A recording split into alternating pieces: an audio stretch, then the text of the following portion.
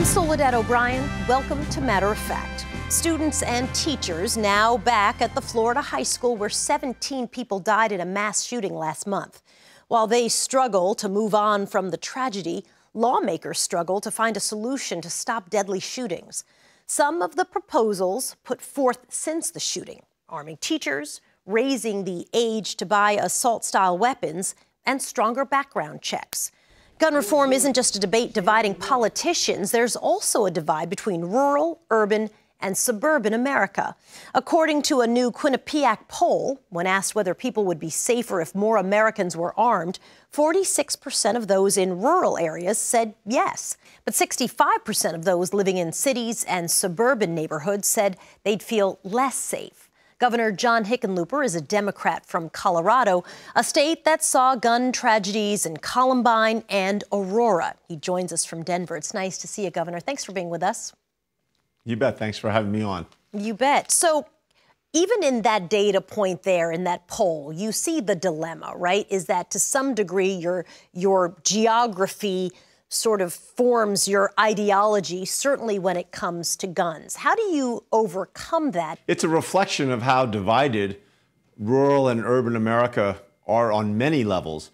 And I think it also reflects the different relationship in rural areas, hunting and how you teach your son how to hunt, and that you don't kill something unless you're going to eat it. That whole relationship is a rite of passage.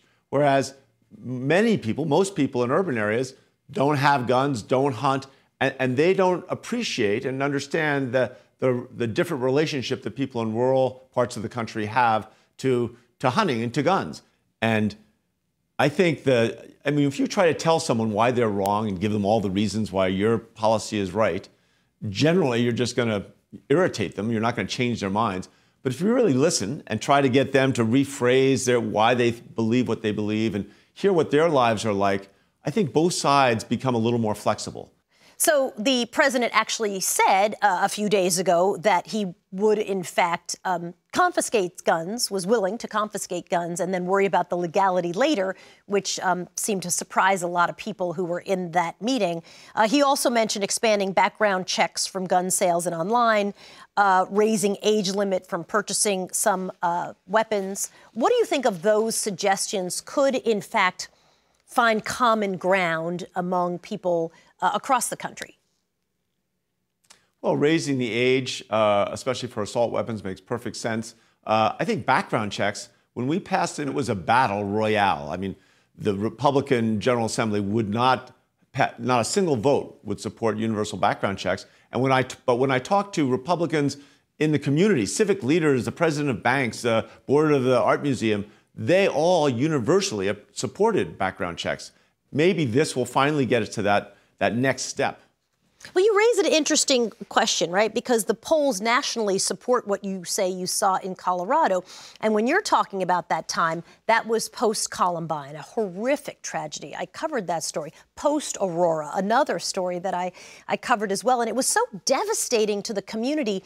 The idea that it would become this horrible battle, I think, sometimes surprises people when the polling says that most people support some kind of common sense reform.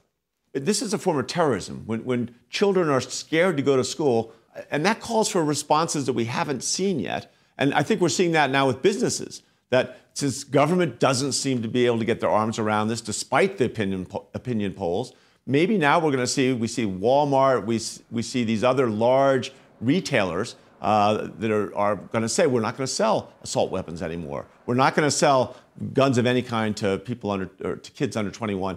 I mean, maybe it's business is going to have to lead just because government hasn't been able to do it. I think it's a matter of time now before, large pension funds and endowments at universities, that the members of the pensions, the students at the universities are going to say, are your investments in any way connected with the manufacturers of assault weapons? And that kind of domino effect comes from, the NRA not being willing to, use common sense responses to these incredibly senseless tragedies. Governor John Hickenlooper, it's so nice to talk to you, sir. Thank you for your time. We appreciate it.